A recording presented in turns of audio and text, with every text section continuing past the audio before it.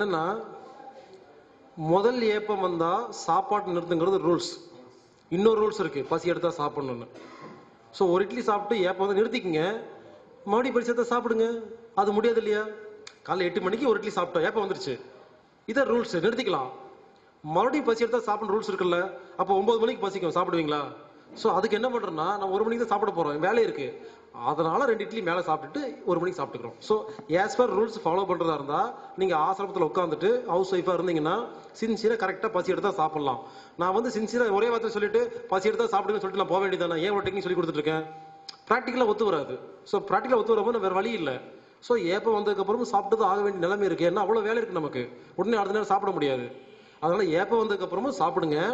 நீங்களும் டிசைன் பண்ணுங்க, நீங்க அடுத்த நேரம் பசிக்கு சாப்பிட்ற அளவுக்கு இப்ப தாங்கிக்கங்க, அந்த மாதிரி சாப்பிடுங்க. அது 1 நாள் 2 நாள் கொஞ்சம் கஷ்டமா இருக்கும், போக போக பழகிரும்.